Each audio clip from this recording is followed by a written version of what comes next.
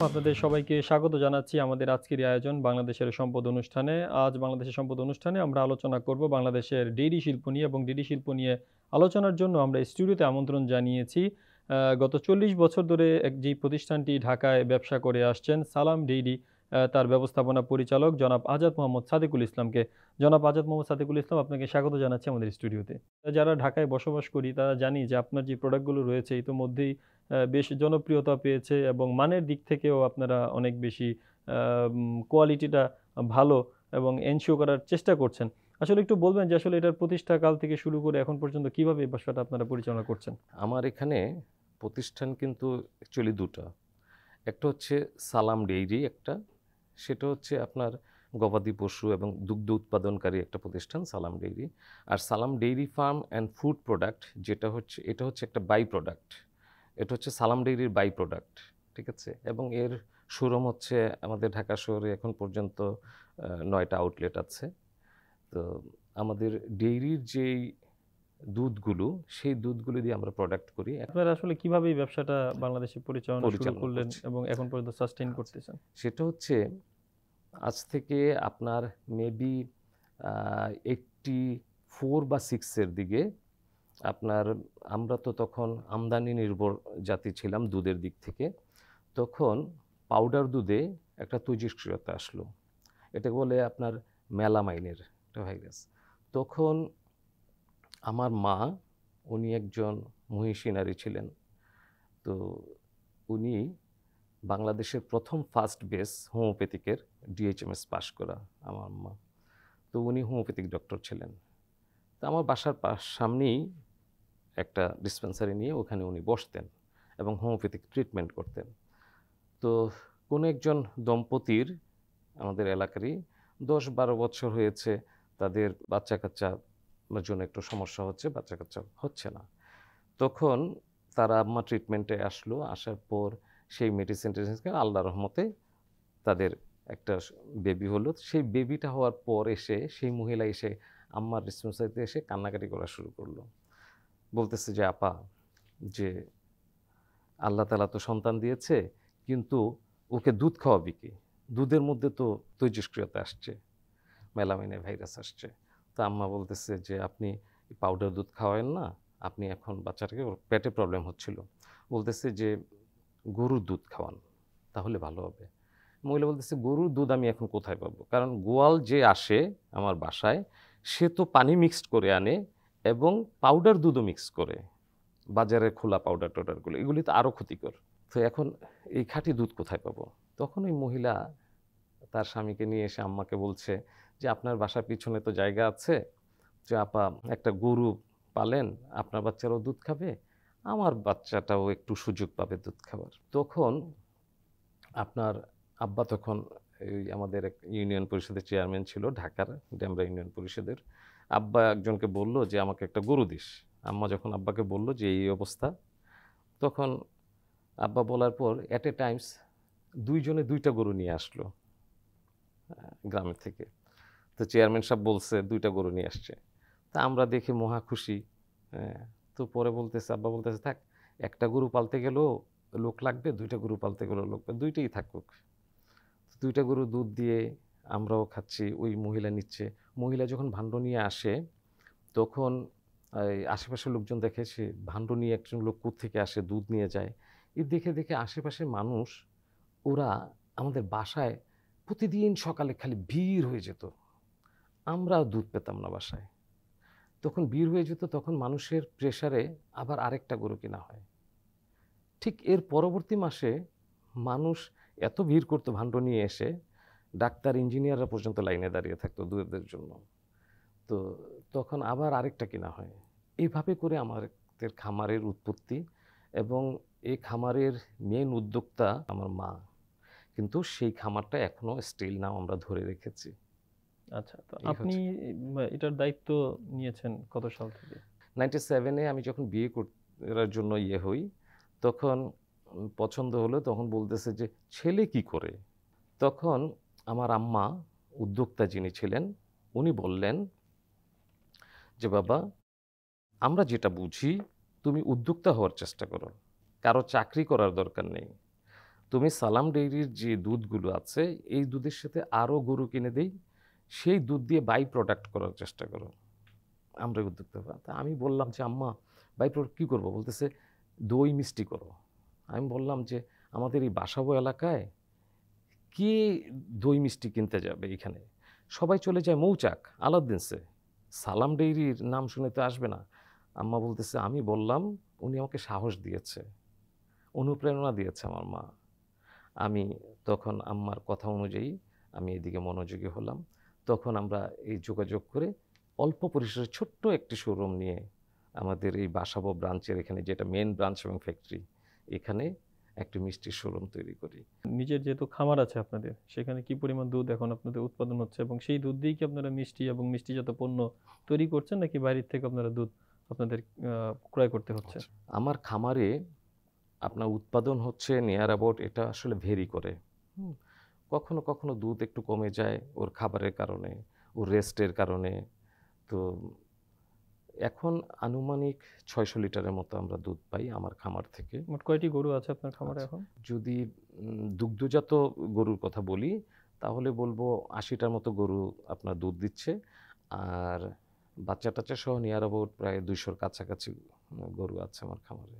200-র কাছাকাছি। হুম, তো আপনি সেখান থেকে প্রতিদিন পাচ্ছেন 600 লিটার। 600 লিটার এবং সেটা দিয়েই আপনি হচ্ছেন এই দুগ্ধজাত যে পণ্যগুলো আছে সেগুলো উৎপাদন সেটা করছেন। দিয়ে আমরা যেমন একটা মিষ্টির শোরুমে বা যাদের মিষ্টিগুলো মোটামুটি জনপ্রিয় বা মানুষ পছন্দ করে, তো সেই মিষ্টিগুলোর কিন্তু বেশ মিষ্টি করতে হয় 7টা ব্রাঞ্চের জন্য। হুম। তো আমাদের ফ্যাক্টরিতে অ্যাকচুয়ালি প্রচুর পরিমাণ দুধ লাগে। অ্যাকচুয়ালি আমার 600 লিটার দুধ, এটা দিয়ে আমার ফ্যাক্টরি চলে না, আমাকে অন্য খামার থেকে নিতে হয়। আবার এখানে আরেকটা প্রতিবন্ধকতা হচ্ছে কি, যেহেতু এটা আমার মায়ের হাত দিয়ে তৈরি, ওনার অনুপ্রেরণা ছিল যে মানুষের বাচ্চা, ছোট শিশুদের খাবারটা আগে দিতে হবে। আমার বিজনেসটা আগে নয়। আগে হচ্ছে শিশুদের মুখে দুধটা যেন আগে দেওয়া যায়। তো যে মানুষগুলো আপনার আমার এখানে সকালে একবেলা দুধ দেওয়া হয়, বিকালে একবেলা দুধ দেওয়া হয় সালাম ডেইরিতে, বাসাবো এখানে। তো দুধটা দোহন গরু থেকে বানানোর পরেই আমার এখানে আসতে আসতে 20-25 মিনিট লাগে। ওই আসার সাথে সাথেই মানুষ সিরিয়ালে দাঁড়িয়ে থাকে। আগে এদেরকে দুধটা দেওয়া হয়, মানে শিশুদের জন্য, বাচ্চাদের জন্য সেই দুধটা খাওয়ার জন্য। সেই দুধটা দেওয়ার পর যেই দুধটা অবশিষ্ট থাকবে সেই দুধটা সকালে এবং বিকালে 2 বেলা আমার কারখানাতে ঢোকে। এর পরবর্তী যেই আমার মিষ্টির জন্য যেই দুধ, আরও দুধ লাগে, সেই দুধগুলো আমাদের এখানে লোকাল কিছু ডেইরি আছে, ওইসব জায়গা থেকে আমরা বছর চুক্তি করে নিই। হ্যাঁ, আমরা গাড়ি দিয়ে যেয়ে ওইখান থেকে দুধ কালেক্ট করে নিয়ে আসি। এই দুধ কালেকশনের ক্ষেত্রে আপনারা কোনো মান নিয়ন্ত্রণের কোনো পদ্ধতি আপনারা ব্যবহার করেন কিনা? আচ্ছা। কারণ দুধের মধ্যেও নানা ধরনের ব্যাকটেরিয়া থাকে, ফ্যাটের একটা বিষয় আছে। যেহেতু আপনি বলছেন যে শিশু খাদ্য জন্য আপনারা প্রাধান্য দিয়ে থাকেন। হুম। তো এই ক্ষেত্রে আসলে কোনো প্রযুক্তি কি আপনারা ব্যবহার করেন কিনা? আমার খামারের যে দুধগুলো, সেটা আমি তো জানি যে আমার খামার কিভাবে পরিচালিত হচ্ছে। কারণ একজন মালিক যখন ডিসঅনেস্ট হবে তখন কর্মচারী ডিসঅনেস্ট হবে। তো আমাদের খামারের সিস্টেমগুলো হচ্ছে সকালবেলা ভোরবেলা কর্মচারীরা উঠবে, উঠে আপনার এই গরুগুলোকে আগে গোসল করাবে। একদম ফোর্সে পানি দিয়ে ডলে গোসল করাবে, ক্লিন করবে একদম। গোয়াল ঘরটা সব ক্লিন করবে। খাবে, তারপর সেই গরুগুলোকে দুধ দহন করা হবে। একটা অস্বাস্থ্যকর পরিবেশ থাকলে কিন্তু আপনার গরুর যে বাচ্চাটা, বাছুরটা, এটা কিন্তু একটা অ্যাসেট। ও বড় হলে কিন্তু ওর একটা প্রাইসিং আছে। এই বাছুরটারও তো সমস্যা হয়। তো যার জন্য আমরা নিজের হাতে সেগুলিকে ক্লিনিং করি। বাট আধুনিক প্রযুক্তি যেগুলি ইয়ে করে আপনার পরীক্ষা-নিরীক্ষা করে, এটা আমার খামারেরটা প্রয়োজন নেই। আমারটা আমি জানি এটা ন্যাচারাল। সেটা তো স্ট্রেট ঢুকে যাচ্ছে। আর ফ্যাট-টেটের ব্যাপারটা, সেটা আমার খামারে যে পরিমাণ ফ্যাট হয় দুধে, আমি আসলে অন্য খামার থেকে সেই পরিমাণ ফ্যাট আমি পাই না। যেটা বাস্তবতা, রিয়েলিটি। আ আপনার মিল্ক বিটা এরা কত পার্সেন্ট ফ্যাট নেয় আমি জানি না। কিন্তু আমার খামারে ন্যূনতম ফ্যাট হবে 5%। এটা 6% পর্যন্ত যাবে আমার খামারের দুধ। কিন্তু আপনি আবার যদি দেখেন অন্য খামার থেকে যখন দুধ আনি, আমার গাড়ি যাচ্ছে, কর্মচারী যাচ্ছে, তারাও গরু কিন্তু সাথে সাথে দোয়ায়া দিচ্ছে। তো সেখানে কিন্তু হ্যাঁ, আমি কিন্তু এই 4 কেজির উপরে আমার ফ্যাট আসে না। সেটা কি আপনার এখানে আনার পরে আপনি আবার সেটা হ্যাঁ, হ্যাঁ, নির্ণয় আমাদের করেন? আমাদের অবশ্যই আমাদের পরীক্ষার আছে। কারণ হচ্ছে কি আপনার একটা দুধ যখন আমি আনবো, আমার কর্মচারীও তো ডিসঅনেস্ট হতে পারে। তো এখানে আসার পরে সেই দুধগুলোকে আপনার প্রাথমিক যে ইয়েটা সেটা হচ্ছে কি দুধে হাত দিলে পরে তখন এইভাবে ইয়ে করলে পরে আপনার এখানে বুঝা যাবে দুধটার কি অবস্থা। আর একটু নাড়া দিয়ে দেখলে পরে হাতে ফ্লেভার নিলে পরে বুঝা যাবে দুধটা বাসি-টাসি দুধ আছে কিনা। এই জিনিসগুলো বুঝা যায়। তো এগুলি দুধ ঘাঁটতে, ঘাঁটতে এগুলি না আসলে নলেজে চলে আসে। দুধটা কিরকম এই একটা। তারপর ক্রিম সেপারেটর মেশিন আছে আমাদের। আ তারপর আপনার দুধে পানি কতটুকু আছে, হ্যাঁ? সে মেশিন আছে। সেগুলি দিয়ে ন্যাচারালি যতটুকু সম্ভব আমরা চেক করার চেষ্টা করি। এখন পর্যন্ত আপনি সেই ১৯৯৭ সালে এই সালাম ডেইরির হাল ধরেছেন। হুম। ৯৭ থেকে এখন ২০২৫। তো এই পর্যন্ত আসলে কি, কি চ্যালেঞ্জ আসলে মোকাবেলা করতে হয়েছে আপনাকে? এখনো পর্যন্ত কিন্তু যেই প্রবলেমটা ফেস করি সেটা হচ্ছে স্টাফ নিয়ে, কর্মচারী নিয়ে। আচ্ছা, গরুর যে লালন-পালনের জন্য যে কর্মচারী এগুলো নিয়ে। তখনও এমনও হতো যে আপনার কর্মচারী হুট করে চলে গেছে। সকালবেলা তো গরু দোয়াইতে হবে। গরু দোয়ানো মানুষ নেই। তখন তার এই যন্ত্রপাতিও ছিল না। আধুনিক মেশিনও ছিল না। আর মেশিন কিন্তু অ্যাকচুয়ালি সব গরুর জন্য প্রযোজ্য নয়। যে গরু আপনার ৩০ লিটারের উপরে দুধ দিবে, সেই গরুতে আপনি মেশিন-টেশিন ফিট করতে পারেন। বাট ২০ লিটারের নিচের দুধের গরুতে আপনি মেশিন ফিট করে দুধ কালেক্ট করবেন, এটা ঠিক না। তো তখন এমনও সময় গেছে যে ঘুম থেকে উঠে বা পড়ার টেবিলে আছি, তখন নিজে যেয়েও ট্রাই করতে হয়েছে। বাধ্য হয়ে যেয়ে শিখে ফেলেছি কিভাবে গরু দোয়াইতে হয়। তো এই ধরনের প্রবলেম ফেস করেছি। এখনো কর্মচারীর প্রবলেম অত্যন্ত ফেস করতে হয়। কারণ হচ্ছে আপনার এখন জীবনযাত্রার মান বা ব্যয়টা যেভাবে বেড়ে গেছে, আপনি ডেইরিতে একটি কর্মচারী রাখতে গেলে তাকে ন্যূনতম আপনার ২০,০০০ টাকা বেতন দিতে হবে। আর যারা ডেইরি সম্পর্কে বুঝে, গরুর খাবার-দাবার বা চিকিৎসা-টিকিৎসা সম্পর্কে কিছুটা আইডিয়া আছে, তাদের বেতন কিন্তু ৩০,০০০ টাকা। আর ন্যূনতম আপনি একজন স্টাফ রাখতে গেলে ২০,০০০ টাকা বেতন, খাওয়া আপনার, ভরণ-পোষণ আপনার, থাকা, খাওয়া সহ তখন একটা সেলারি কত পড়ে একজন স্টাফের?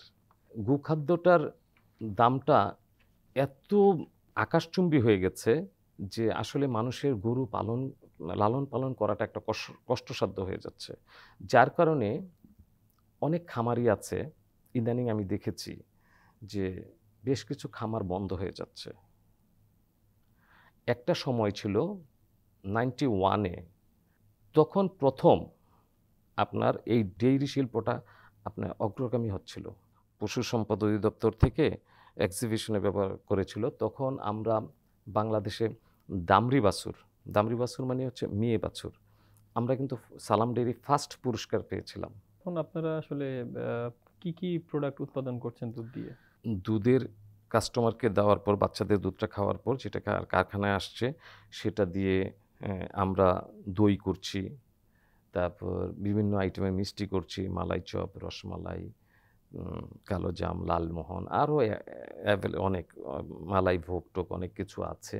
সবগুলোই কি আপনারা আপনাদের যে কারখানা এবং ওখানে আমাদের তৈরি করেন? নিজস্ব কারখানায় করা এবং আমাদের নিজস্ব হ্যান্ডস দিয়ে করা এবং এখানে আমরা ঘিও আমরা তৈরি করি। আমাদের বিএসটিআই লাইসেন্স করে ঘিটা এটার জন্য বিএসটিআই লাইসেন্স করতে হয়। তো ঘিটাও পাওয়া যায়। আচ্ছা, আপনার মোট ৯ টা আউটলেট। হ্যাঁ, ৯ টা ৯ টা আউটলেট। আউটলেটে কি পরিমাণ বিক্রি হয় দৈনিক? ৯ টা আউটলেটে আসলে একেকটা আউটলেটে একেক রকম করে সেল হয়। যেমন সবচেয়ে বেশি যে সেল হয় সেটা হচ্ছে আমাদের ব্রাসোভ ব্রাঞ্চটা। হুম, হুম। হুম? তারপর এরকম নাম্বার 1, 2, 3, 4 এইভাবে করে সিরিয়ালি আছে। হয়। দৈনিক সর্বোচ্চ কত আপনারা সেল করেছেন?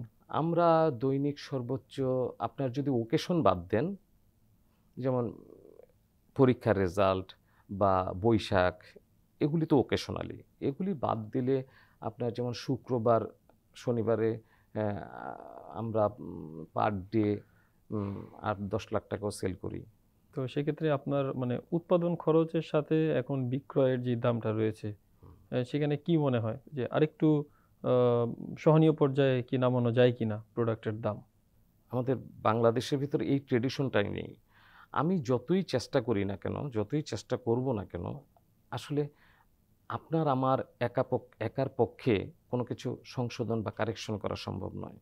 এটা যদি সমন্বিত প্রয়াস না থাকে। তো এখন সালাম ডেইরির এখান থেকে আমরা সে মনে করেন দুধ দিই। তো দুধই যে সেল করব, তো সেলটা আমি কী প্রাইসে, এটা আরেকটু কমানো যায় কিনা? যেমন সে রোজা আসে, আমরা রোজা আসলে কি করি? আমরা বাড়িয়ে দিই। কিন্তু সালাম ডেইরি কিন্তু কখনো কোনোদিন রোজা আসলে দুধের দাম ৳১ বাড়ায়নি। এটা রেকর্ড নেই কেউ, কক্ষনো না। কিন্তু সবাই কিন্তু এই সুযোগটা নিচ্ছে। আচ্ছা, আমার কথা হচ্ছে ১ মাস আমি লস করব প্রয়োজন বোধে। আমি সেই জায়গাটায় ছিলাম। ১ মাস আমি লস করব প্রয়োজন বোধে। বাট আমি রোজার মাসে কখনো দুধের দাম বাড়াবো না। কিন্তু সারা বৎসর যে ইয়েটা, সেটা প্রাইসটা আর একটু কমানো যায় কিনা? এগুলিতে হচ্ছে গিয়ে ডিপেন্ড করে আপনার আমাদের যেই প্রোডাকশন কস্টগুলো, যেমন লেবার কস্ট, গরুর ঘাস খরচ। এখন মানে একটা মিষ্টি উৎপাদন করতে আপনার মোট কত টাকা ব্যয় হয়? একটা মিষ্টি উৎপাদন করতে, মিষ্টি তো দুধ থেকে তৈরি। এখন সেখানে একেকটা মিষ্টির একেক রকমের কস্ট আছে। ঠিক আছে? তো এখন দুধ থেকে আপনার ছানা কাটবে, সেই ছানা থেকে আবার মিষ্টি হবে। এখন সেখানে অনেক ধরনের আইটেম আছে। এখানে চিনি আছে, এখানে আপনার সুজি আছে, ময়দা আছে। মানে আপনারা প্রাইসটা কিভাবে নির্ধারণ করেন? আমরা মানে কস্টিংটা হিসেব করি। কস্টিংটা হিসাব করেন। হ্যাঁ, যেমন সে আপনার ১ মণ দুধে আমি ছানা পাচ্ছি কত? আচ্ছা, তাহলে ১ মণ দুধ আমার কিনা হলো কত? তাহলে ছানাটা ৭ কেজি, ছানাটার প্রাইস পড়লো এতটুকু। ৬ হুম। কেজি ছানার প্রাইস পড়লো আমার কথার কথা ৳৩,০০০। আচ্ছা, এই ৳৩,০০০ সাথে আমার লেবার কস্ট আছে। এই ৳৩,০০০ সাথে আমার গ্যাস খরচ আছে। এই ৳৩,০০০ সাথে আমার ভ্যাট আছে। এই ৳৩,০০০ সাথে আমার ইলেকট্রিসিটি আছে, স্টাফ খরচ আছে। এগুলিকে আমরা একটা সমন্বয় করি। সমন্বয় করে তখন আমরা প্রাইসিংটা নির্ধারণ করি। সালাম ডেইরিতে এখন আপনারা আপনার কর্মী সংখ্যা কত রয়েছে? সালাম ডেইরিতে এখন উম আমাদের স্টাফ হবে আপনার ১৬০ জনের মতো। ১৬০ জন। তারা আপনার রেগুলার স্টাফ। হ্যাঁ, রেগুলার স্টাফ। আচ্ছা, তো আপনার কাছে কি মনে হয় যে আপনি তো এখনো পুরো ঢাকাটা আসলে ওভাবে কভার করতে পারেন নাই। তো আসলে পরিকল্পনা কি? আমাদের উদ্দেশ্য হচ্ছে এমন কিছু করা যাবে না পয়সার জন্য, নিজেকে বিকিয়ে দেওয়া যাবে না, যাতে করে সালাম ডেইরির গুডউইলটা নষ্ট হয়। তো যেটা পারবো না সেটা করতে যাব না। আর যেটা পারবো, ধরে রাখতে পারবো গুডউইল, তখন করতে পারবো। এখন আমি যদি উত্তরাতে বা ওই সাইডটাতে শোরুম নিতে যাই, আমাকে এখান থেকে গাড়ি দিয়ে আপনার উত্তরাতে মাল পাঠাতে গেলে আমাকে ২-৩ ঘন্টা, মিনিমাম ৩ ঘন্টার টাইম দিতে হবে। তো অনেক সময় দেখা যাবে যে আমার মিষ্টি, সেনসিটিভ মিষ্টি যেগুলি, যেমন আমরা মালাই চপটা দুপুরে তৈরি করি, দুপুরেই পাঠিয়ে দিই, গরম, গরম থাকে। তো ওইগুলি অনেকে জানে যে দুপুরের পরেই মালাই চপ আসে। অনেকে দুপুরের পরই আসে মালাই চপটা নেওয়ার জন্য, গরমটা নেবে। তা আমি তো গরম, গরম পৌঁছাতে পারব না সেখানে।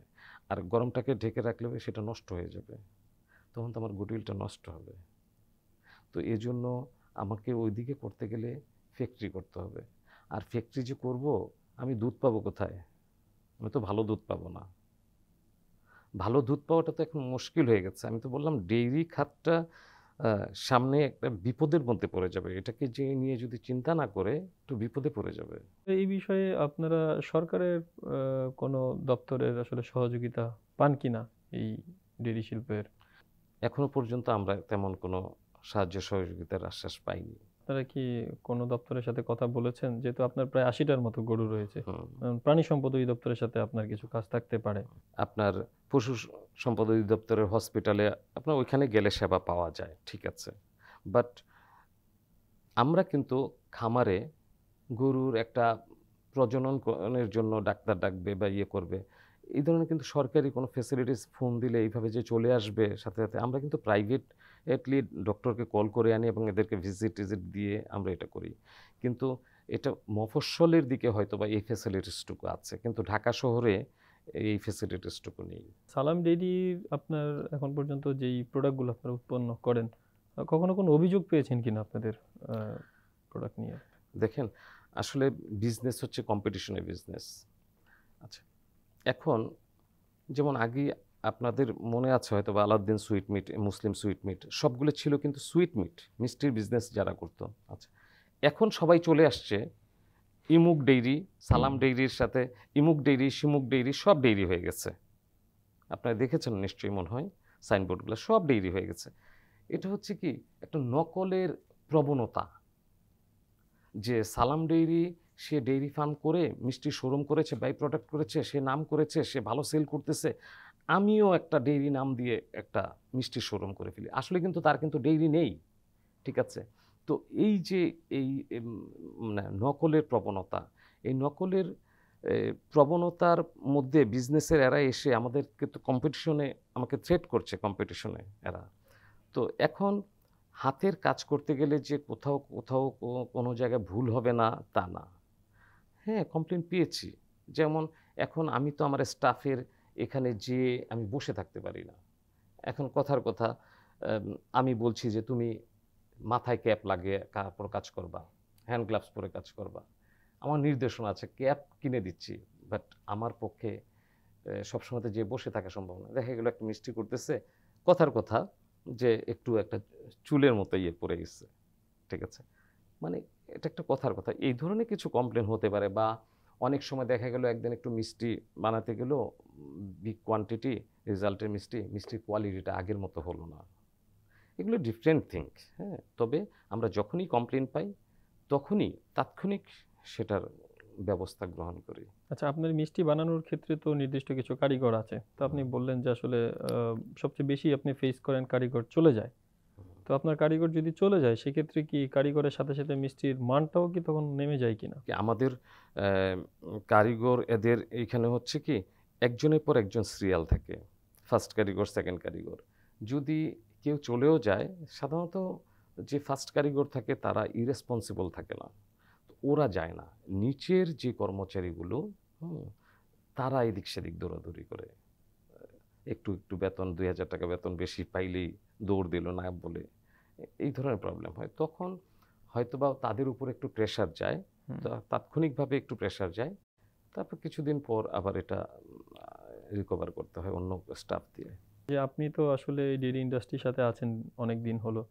নতুন করে কেউ যদি এই শিল্পে আসতে চায় সেক্ষেত্রে আসলে আপনার কোনো পরামর্শ আছে কিনা তাদের জন্য? ডেইরি শিল্পে যদি নতুন করে কেউ আসতে চায়, তাহলে যদি নতুন উদ্যোক্তা হতে চায়, যাদের বা শিল্পপতি যারা আছে তাদের জন্য করা ইজি, তাদেরকে আমার পরামর্শ দেওয়ার কিছু নেই, তারা যে কোনো কিছু ইজিলি করতে পারবে। কিন্তু নতুন উদ্যোক্তা যদি আসতে চায় তাহলে আমি একটি কথাই বলবো, সেটি হচ্ছে আপনাকে উদ্যোক্তা হতে হলে আপনাকে শ্রমিক হইতে হবে, আপনাকে সশরীরে সেখানে আপনাকে সময় দিতে হবে। আপনি যতদিন এই প্রতিষ্ঠানে সশরীরে সময় দিতে পারবেন, আপনি প্রফিট বের করে আনতে পারবেন। আর যদি আপনি কর্মচারীর উপরে ডিপেন্ড করেন, নিজে সময় না দেন, তাহলে এর পরের দিন থেকেই আপনি প্রফিট আর ওভাবে বুঝে পাবেন না। সশরীরে আপনি সেই খামারে যদি উপস্থিত থেকে খামার করতে পারেন, তাহলে আপনি লাভবান হবেন। আপনার শোরুম ছাড়া প্রোডাক্ট অন্য কোথাও আপনি আমি দিচ্ছেন অন্য না? কোথাও আমরা দিচ্ছি না, এখনো পর্যন্ত না। আর আপনাদের অবগতির জন্য জানাচ্ছি, আমাদের কিন্তু এই ৪০-৪২ বছরের পথ চলায় আমাদের কোথাও কোনো অ্যাডভার্টাইজমেন্ট নেই, কোনো ম্যাগাজিনে পর্যন্ত আমাদের কোনো অ্যাডভার্টাইজ নেই। তাহলে সালাম ডেইরি আসলে মানুষের কি কাছে পৌঁছালো কিভাবে? পৌঁছাবে? এটা পৌঁছালো ম্যান টু ম্যান, মানে কাস্টমার টু কাস্টমার। আপনি এসছেন, আপনি সালাম ডেইরি এখানে এসে মালাই চপটা খেয়ে পছন্দ হয়েছে, ভাল লাগছে। আপনি আপনার একটা আত্মীয়স্বজনকে আপনার বাসায় খেলো, তখন ওই ভাবির যে সার্কেলটা, ভাবিও তার সার্কেলের সাথে আলাপ করলো। আসলে এইভাবেই মানুষের মুখে মুখে আসলে সালাম ডেইরি এইভাবেই পৌঁছে করে গেছে। মানুষের মুখে মুখে সালাম ডেইরির নামটা প্রচলিত হয়েছে। এই বাজারটা আরো বিস্তৃত করার জন্য আসলে আপনার কোনো পরামর্শ আছে কি? আমরা কিন্তু দুধে এখনো স্বয়ংসম্পূর্ণ না। অনেক খামার হয়েছে, কিন্তু দুধে স্বয়ংসম্পূর্ণ না। এই স্বয়ংসম্পূর্ণতা অর্জন করার জন্য আরও ডেইরি করা প্রয়োজন। এখন এতে করে আমাদের অর্থনীতি, ফরেন রেমিটেন্স খরচটা, এই আমাদের যে ডলারের যে খরচটা হচ্ছে, সেই ডলারের খরচটা কমে যেত। এখন কথা হচ্ছে যে কেন আমি ডেইরি করব? ডেইরিতে তো আমাকে মানে প্রফিট আসতে হবে। মানুষ তো একটা কিছু করে, পরিশ্রম করে প্রফিটের জন্য। তো এই ডেইরিটাকে যদি বাড়াতে হয়, সেই ক্ষেত্রে আমার পরামর্শ হচ্ছে গভর্নমেন্টের অল্প একটু সুনজর প্রয়োজন বোধে রেজিস্টার্ড ডেইরি টেরি যেগুলো আছে সেগুলি প্রত্যেকটা পশু সম্পদ অধিদপ্তর উপজেলায় এগুলি লিস্টেড করা থাকে। প্রয়োজন বোধে খাদ্যে যদি কিছু পশু খাদ্যে যদি কিছু ভর্তুকিও দিতে হয়, অথবা ভর্তুকি না দিয়ে আপনার মেল মালিকদের সাথে কথা বলে গোখাদ্যগুলোকে যদি একটু কমের মধ্যে রাখা যায়, তাহলে কিন্তু ডেইরি শিল্প অনেক দূর চলে যাবে। জি, আজাদ মোহাম্মদ সাদিকুল ইসলাম, আপনাকে অসংখ্য ধন্যবাদ আমাদের সাথে যুক্ত ধন্যবাদ, হওয়ার জন্য। আপনাকে অনেক ধন্যবাদ। দর্শক, আমরা শুনছিলাম আজকে ডেইরি শিল্পর উন্নয়ন এবং সেই সাথে ডেইরি যে প্রোডাক্টগুলো রয়েছে সেইগুলোর বাজার আরও বিস্তৃত করার জন্য আসলে কি করা যেতে পারে। সেজন্য আমরা স্টুডিওতে আজকে আমন্ত্রণ জানিয়েছিলাম সালাম ডেইরির যিনি ম্যানেজিং ডাইরেক্টর রয়েছেন সাদিকুল ইসলামকে, এবং তিনি যে বিষয়টি বললেন যে গোখাদ্যের দাম নিয়ন্ত্রণ সহ এই সেক্টরটাকে আরও বেশি মনিটরিংয়ের আওতায় নিয়ে আসলে আসলে এই ডেইরি শিল্প থেকে আরও অনেক নতুন সম্ভাবনা পাওয়ার কিন্তু একটি সুযোগ তৈরি হতে পারে। তো এই ছিল আমাদের আজকের আয়োজন। আমাদের পরবর্তী আয়োজন দেখার আমন্ত্রণ জানিয়ে বিদায় নিচ্ছি। সবাই ভালো থাকবেন, সুস্থ থাকবেন।